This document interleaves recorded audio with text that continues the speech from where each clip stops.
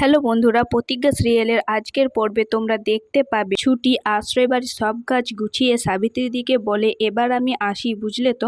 তখন সাবিত্রীদি বলে, এই দাঁড়া দাঁড়া, রুটি আর সবজি ছুটিকে দিয়ে বলে, এটা নিয়ে খেতে খেতে চলে যা, সারাদিন তো কিছু খাসনি, যা। ছুটি বলে, তুমি আর মা না থাকলে আমার যে কি হতো কে জানে। সাবিত্রীদি বলে, আর উকিল ছোকরা যেন তোর খেয়াল রাখে না। আমি সব জানি। এরপর ছুটি চলে যায়। আর এদিকে রোমা এখনো দাঁড়িয়ে থাকে ইন্দ্রর জন্য।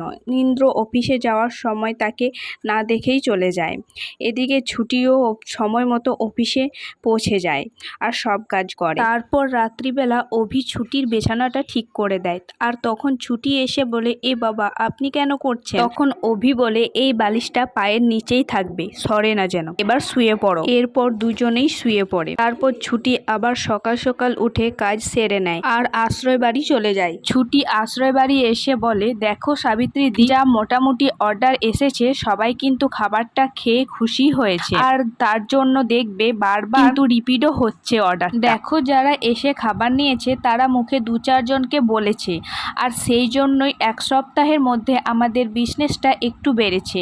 আর এটা কিন্তু খারাপ না, মানে শুরুর দিকে হলেও ব্যাপারটা ভালোই হয়েছে, কিন্তু আমাদের তো অন্য একটা উদ্দেশ্য আছে, সেটা তো ঠিক কায়েম হচ্ছে না। সাবিত্রীদি বলে, আমিও সেটাই বলছি রে ছুটি, দেখ লাভের অংশটা বিশাল কিছু না, ফলে আশ্রম চলাবার মতো যে টাকাটা দরকার সেটাই তো উঠছে না রে। আর তারপরেই একটা আনকাউন্ট নাম্বার থেকে কল আসে। সাবিত্রীদি বলে, এটা দেখ তো, একটা অচেনা নাম্বার থেকে কল আসছে না। তারপর ছুটি কলটা ধরে, ওপাশ থেকে বলে 10 জনের খাবারের অর্ডার দেব। ছুটি বলে 10 জনের খাওয়া হয়ে যাবে। এরপর কলের পর কল আসতে থাকে। কোর্ট থেকে উকিল অফিসারেরাও অর্ডার দেয়, আর আধ ঘন্টার মধ্যে 80 জনের খাবারের অর্ডার পেয়ে যায়। তারপর সবাই কাজে লেগে যায়।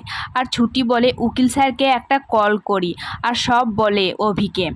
আর সেখানে ঝুমকি এসে বলে, এত বড় অর্ডার পেয়ে গেল ছুটি, এটা কি করে? বিষয়টা চোখে চোখে রাখছিলাম বটে, কিন্তু কিছু হয়নি বলে পাত্তা দিনি না, এবার আমাকে কিছু একটা করতেই হবে।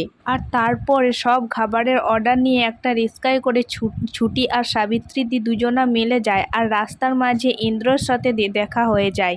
ইন্দ্র বলে, আরে ছুটি, এ তো প্রচুর খাবার দাবার। ছুটি, আমি তো বলেছিলাম ইন্দ্রদা, ভগবান আমাদের সহায় আছে, তার জন্যই আমরা এত তাড়াতাড়ি এত কিছু করতে পারছি। তুমি ভাবতে পারছো কোর্ট চত্বরের মধ্যে এতগুলো অর্ডার পেয়ে গেছি আমরা, আমি তো ভাবতেই পারছি না। আর তারপরে একটা গাড়ি এসে ছুটি রিক্সাটাতে ধাক্কা করে আর খাবারগুলো মাটিতে পড়ে যায়। এটা দেখে ছুটি বলে, এ কি হচ্ছে, এটা কি? সাহস তো কম নয়, কোর্ট চত্বরে এসে এরকম বেয়াদবি, নামো নামো বলছি। তারপর ঝুমকিকে দেখে ছুটি অবাক হয়ে বলে, ঝুমকি তুই?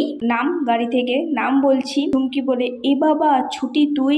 আমি না একদম দেখতে পাইনি, সরি সরি সরি, সব খাবারগুলো নষ্ট হয়ে গেল না। এ বাবা। ইন্দ্র বলে, দেখতে পাচ্ছ না খাবারগুলো নষ্ট হয়ে গেল, নাটক করছো?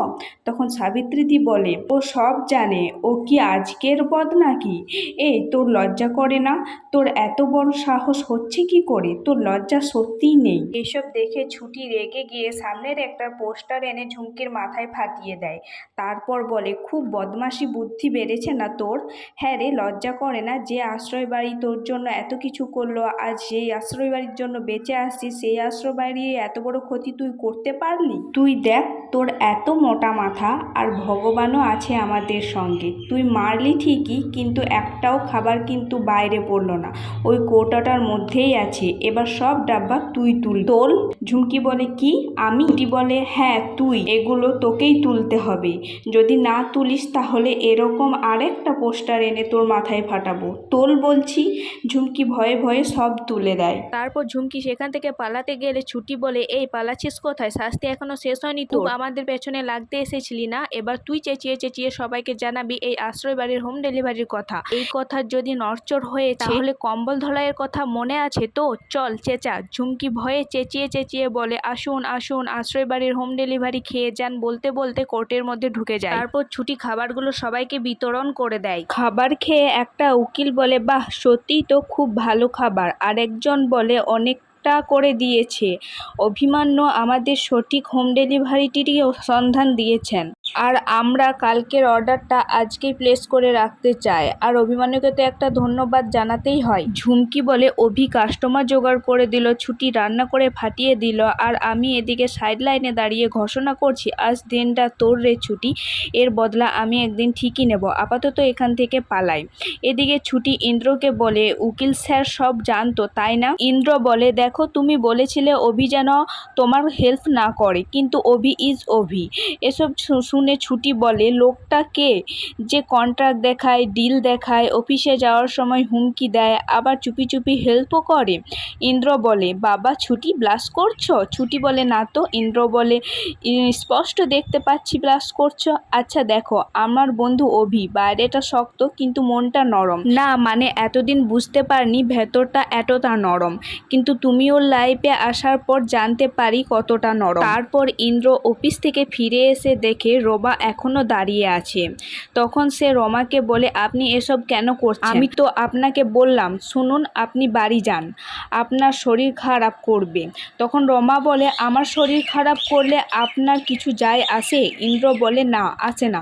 রমা বলে ছুঁয়ে বলুন। ইন্দ্র বলে দেখুন রমা আপনি অযথা জেদ করছেন, আর তাছাড়া এখানে দাঁড়িয়ে থাকলে আপনার শরীর খারাপ করবে, আর তারপরে আপনার দাদা রুদ্র বন্দুক নিয়ে আমাকে ধাবা করবে, আর আপনার এসব আনাগোনা না আমার বাড়িওয়ালাও দেখছে, আমার বাড়িটাও চলে যাবে হাত থেকে, আমার অনেক ক্ষতি করে দিয়েছেন, এবার প্লিজ দয়া করুন বলে ইন্দ্র সেখান থেকে চলে যায়। আর এদিকে দেখা যায় অভি এসে বলে মেয়েটা সত্যি একটা অদ্ভুত এনার্জি আছে, যতই বকাবকি করি কাজের প্রতি ফোকাস, টাইম মেনটেন সবটাই মেনটেন করে নিতে পারে। অফিসে আসতে হয়তো একটু লেট হয়েছে, বাট কাজগুলো সব টাইম মতো করে দিয়েছে। এই বলতে বলতে তার চোখ পড়ে টেবিলে একটা আশ্রয় বাড়ির হোম ডেলিভারির কার্ড। বলে এটা নিশ্চয়ই ছুটির কাজ। আগামী পূর্বে দেখায় যে অভি ঘুমের ঘোরে বলে যেও না ছুটি যেও না। ছুটি সেটা শোনে এবং বলে ঘুমের ঘোরে কন্ট্রাক্টের কথা বলছে। ও এবার বুঝতে পেরেছি, তার মানে ওনার মনে ভয় আছে যে আমি কন্ট্রাক্টটা ভেঙে চলে যেতে পারি। তো আজকের মতো এই পর্যন্তই বন্ধুরা, ভালো লাগলে ভিডিওটাতেই লাইক করো আর সাবস্ক্রাইব করতে ভুলো না।